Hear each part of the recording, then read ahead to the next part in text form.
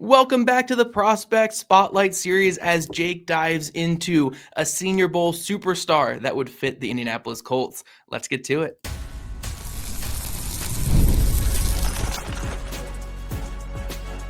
You are Locked On Colts, your daily Indianapolis Colts podcast. Part of the Locked On Podcast Network, your team every day. Welcome to Locked On Colts, part of the Locked On Podcast Network, now the #1 sports podcast network around. Hello, everyone. My name is Zach Hicks, your resident film nerd of horseshoehuddle.com, and I'm joined by the irreverent Jake Arthur of Round Table Sports. We're going to keep throwing big names before our stuff, test our thesaurus knowledge on these prospect spotlight videos. But I'm joined by Jake Arthur of Round Table Sports, our boots on the ground over there, to talk about another prospect in this draft class. And lo and behold, we're talking about another linebacker. I wonder what the Colts need in this upcoming draft. But Jake has identified one of the Senior Bowl standouts from this offseason. And because Jake was, again, our boots on the ground down there, he and everyone else in attendance fell in love with Pitt linebacker Kyle Lewis. 5'11", 224 pounds, turns 22 in March. And Jake, I mean, sell me on this player. I don't even know if you have to sell me or sell our viewers because everyone came away from Mobile saying, oh, Kyle Lewis, put him on my team. Yeah, I don't think I was able to keep him a secret for longer than like 5 minutes, but get ready to be smitten, Zach. Here we go. All right, so this is number one. You and I really value versatility, and that's what Kyle Lewis is. So when you look at his background at Pitt, he's a 2-year starter there, redshirted his first year, and then got action in a handful of games, couple starts in 2023, burst onto the scene as a first-team All-American in 2024, and then continued strong play. Maybe, 2024 is probably a little more action-packed for him, but this guy is a stat sheet stuffer, the likes that we haven't really seen since, like, Shaq Leonard, dare I say, around Colts land. So just in the last 2 years, mind you, this is a guy that lines up not traditionally in the secondary, but like plays some box safety stuff. You see him in the slot. You see him lined up on the line as a pass rusher, as a classic off-ball linebacker as well. They move him around a lot inside the sticks, essentially. So 182 tackles with 24 tackles for loss, 10 sacks. He's also got 6 interceptions as well. He's got all the fumbles forced and recovered and pass breakups as well. There's nothing he does that you don't love. He can affect the game in so many different ways. In each of the last 2 years, he's lined up in the slot or like around the safety spot 244 times, again, in each year, and then 500 plus snaps on the box or on the line in 2024 and over 400 last year. So they move him around a lot. He's effective from every area, but you see him on the field against that competition. That's major college football, so that's one thing. But then you elevate when you go to the Senior Bowl. That's the best of the best. And all 3 days he shined and was arguably the best player on the field every day. You know what I mean? And it started in just positional work as well. You can tell when guys are just moving different, who's going to be kind of on one that day. And just from positional work and then like kind of some one-on-one stuff and coverage, whether it was getting downfield on wheel routes against running backs or moving with them laterally, he just was not to be beat. He covers so much ground, has quick feet, real fluid hips as well. And he's just so hard to beat. He's kind of in the NFL. I don't think one thing that will ever go out of style is having that kind of chess piece that you can, whatever the offense throws at you, you've got this guy who's the answer. And, trends come and go in the NFL, but that never will go away. And he's it for whatever team takes him.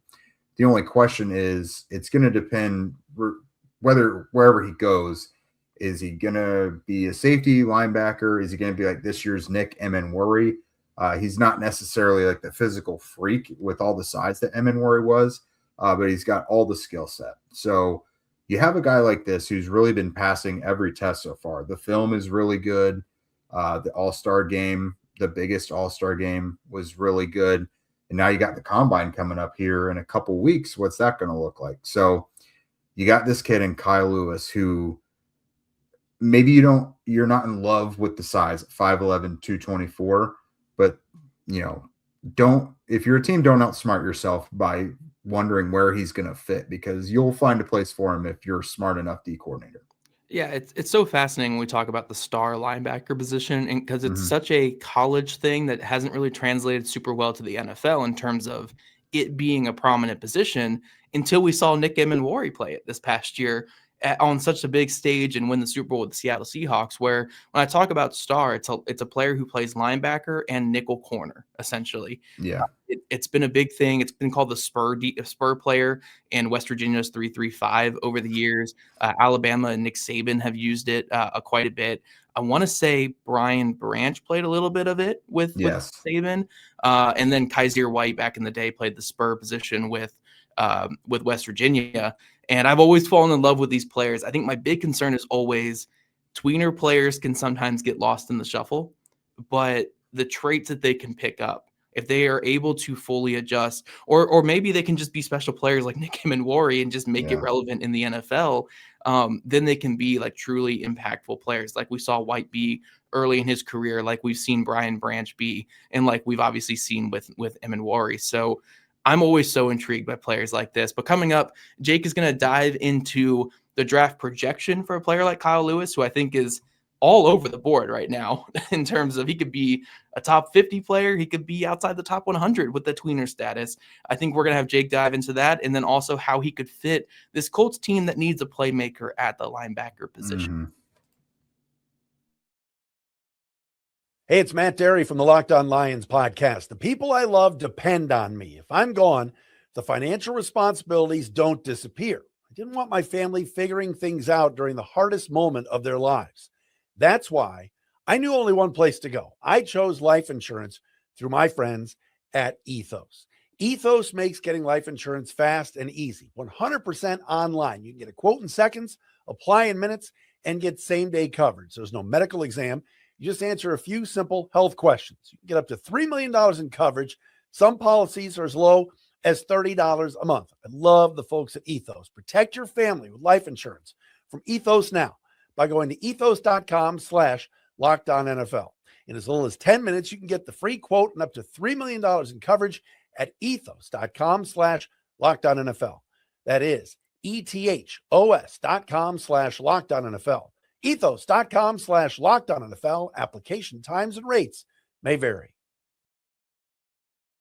Workplace chaos, deadlines stacking up, inbox overflowing, and the one position you have to fill still sitting open. When the pressure's on and you need the right hire, this is a job for sponsored jobs. Indeed, sponsored jobs helps you reach the people who actually fit what you're looking for. Skills, experience, location. So you're not just hoping that the right candidate stumbles across your post and falls in your lap. And here's a stat that says it all. In the minute that I've been talking to you, companies like yours made 27 hires on Indeed, according to Indeed data worldwide. So if you're hiring, spend less time searching and more time interviewing candidates who check all your boxes with Indeed sponsored jobs. Spend less time searching and more time actually interviewing candidates who check all those boxes. Less stress, less time, more results. When you need the right person to cut through the chaos, this is a job for Indeed sponsored jobs. And listeners of this show will get $75 sponsored job credit to help get your job the premium status that it deserves at Indeed.com/podcast. Just go to Indeed.com/podcast right now and support our show by saying you heard about Indeed on this podcast. Indeed.com/podcast. Terms and conditions apply. Need to hire? This is a job for Indeed sponsored jobs. All right, welcome back, everybody. We are talking about our Colts Prospect Spotlight Series once again. And again, we got a linebacker for you.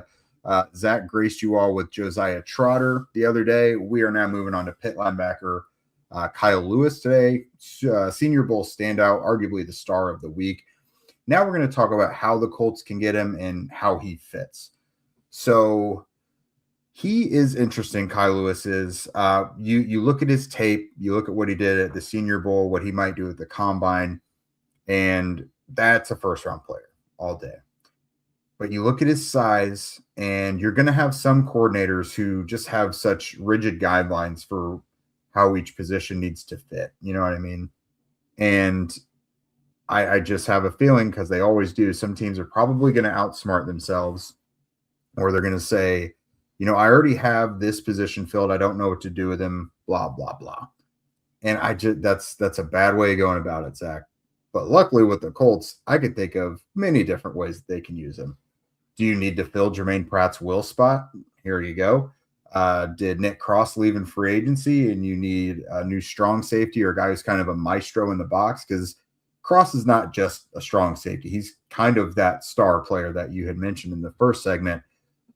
There's just a lot you could do with him. Hunter Wooler was supposed to be the dime linebacker. Kyle Lewis could absolutely do that. So a guy like Lou Anarumo, who values versatility and throwing different looks and keeping offenses guessing, well, this is a player that can do just about anything for you and can wear so many different hats and keep offenses guessing like you intend to. So yeah, I think classically for me, I'm just going to have him listed as a linebacker throughout the process. I know like Bucky Brooks, for example, has him as a safety. So some people are going to have him in either spot. It doesn't really matter. What matters is where he's going to go, like which defensive system. But for me, if I'm forecasting the Colts, I think he would just be absolutely perfect as a will. Just that run and chase, let him fly around sideline to sideline, let him use his instincts more than calling the offense and stuff. I don't see him as a Mike anywhere. But specifically for the Colts, it just depends. Number one, I think the Colts would, let's say Cross goes and you have Will open and you have strong safety open. I still think they would go with him at Will, just to get him closer to the ball and be able to impact things a little more. But yeah, he's just someone, no matter what you need, I think he would be able to provide it. Yeah. And if we look at historically, when it comes to the NFL, they like to punish guys who are not like fit into their mold. I mean, again, I keep bringing these guys up, but we look at Brian Branch, and that was a top 15 player on film all day, every day in that draft class. And he fell to mid-second round, I believe, because teams didn't know what to do with him. I bring back Kaiser White. I think he fell like day 3 in that draft, despite having a really good profile, but because he played that spur position at West Virginia, it led to him slipping a little bit. So we do see players like this penalized typically by the NFL, but we'll see if the Eminwari ascension this past season leads to some teams rethinking that. And heck, there's so many Baltimore Ravens tree guys around the NFL right now that you could see all these guys being like, I need my Kyle Hamilton, I need my Nick Eminwari. Maybe Kyle Lewis could be that, despite I know he's not going to test like those guys. Well, he might test like Hamilton because Hamilton didn't test super well, but he's not going to test like Eminwari because nobody not with the size. Yeah. Right. So we'll see. I really could see his range being anywhere from early day 2 to early day 3. Like anywhere in that range is kind of where I'm at with him. But I think for the Colts, even if he doesn't have a clear role on rundowns early, because the Colts, unlike what we see with some other teams where when they go to their base defense, they put 3 linebackers on the field, the Colts don't do that. They go to 5-2 or 3-4, however you want to classify that. And they prefer more defensive linemen on the field than linebackers. So I don't know if Lewis would really factor in much on base stuff, but any kind of passing down situation, like we saw when the Colts put Austin Ajike out there on a lot of situations for certain blitz looks, for certain passing down looks, or also when they went to 3 safety sets last year with Nick Cross in the box, you could potentially put Lewis in that cross role, and then you only have to fill the 1 safety position this offseason, which would be that 3rd safety that comes in on those passing downs. So he might not be like this every down starter that plays every single snap for the Colts if you take a player like Lewis, but say you take him in like round 3, he would still be a significant role player on this team that could get a ton of snaps on passing downs, passing looks, with his ability to make plays on the ball. So I think it's a good fit. I don't think it's a poor fit by any means. Maybe his best fit is probably, again, with those like Ravens defensive coaches around the league. But I think in terms of how Lou likes to play, like having a coverage guy who can be this kind of versatile chess piece that can sim pressure and match off of that and make plays on the ball, I think would be a very important aspect to this team. So I like Lewis's fit a lot with the Colts. Maybe not as high as Trotter, like we talked about earlier this week, because of the exact style. But in terms of what the Colts need and type of coverage they could get from Lewis, I'm not going to play, especially the way he was locking up running backs in man coverage at the Senior Bowl. Yeah. Like, the Colts play more man than most teams in the NFL. Getting a linebacker who can cover in man coverage like that would be massive. So I do like his fit a lot with Lou Anarumo. Yeah, one area, obviously, with him being smaller, if you're going to play him at will, he's not got elite strength and he's obviously lacks elite length. So you're not going to get like if he gets into your body, into a blocker's body, he's not always going to be able to disengage from that. So that's one area why you have to have him at will, a guy who probably is able to get a little more space. But that could also be a reason some teams see him more at safety. Let him get more of a running head start to where he's going, and you keep him in space. You try and hide him away from the line of scrimmage a little bit more. I can imagine coaches might try and do just to keep him clean and have a better pursuit towards the ball. But that's my big question mark, I think, with the Colts, because I do think Lou Anarumo likes a bigger linebacker. So personally, I think I'd put him at will as long as he's not just crumbling against the block all the time. But I can imagine why a team would want to keep him there, just to keep him as clean as possible.